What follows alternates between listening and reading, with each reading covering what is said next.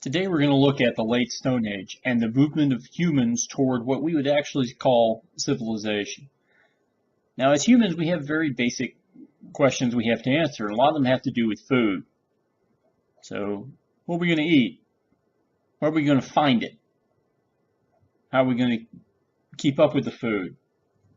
All these things become essential if you're going to try to figure out how to survive. The first tactic for humans was to hunt, but they discovered that you could tame animals and keep them around all the time.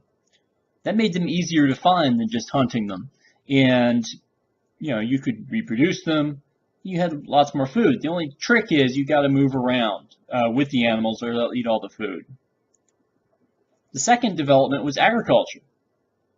Plants are even easier to hunt than animals are. But plants also behave in patterns to match the environment. Humans began to figure out these patterns and produce them on their own to create farms and places where food would grow every year. But if you're going to farm and you're going to keep plants in one place, you're going to need lots of water. And so the first places where we find this are mountain valleys, where the moisture gets broken against the mountains, falls as rain below it.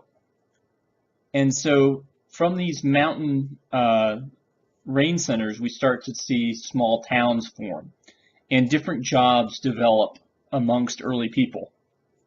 Because somebody's got to manage the food, somebody's got to sell the food, and somebody's got to make stuff to store the food, and somebody's got to protect the food. All these events are part of what we call the Neolithic Revolution, which basically is a simple way of saying the acceptance of farming and the changes that farming did to human lifestyle.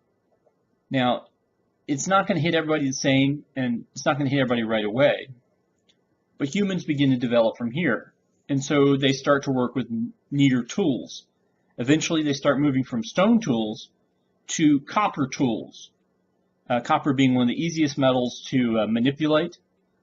And the end of the Stone Age is really when they start to play with copper in more serious ways.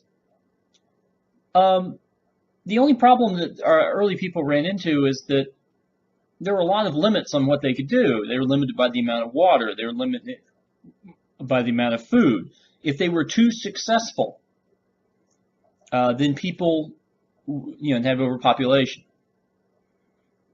So what they discovered is that the best places to settle were around rivers. Okay, so you get soil, irrigation, sanitation, and because of flooding, these things could be recycled year by year. Okay. So in just our little simple blow through of this area, humans had to adapt to how they wanted to eat. And that's really the first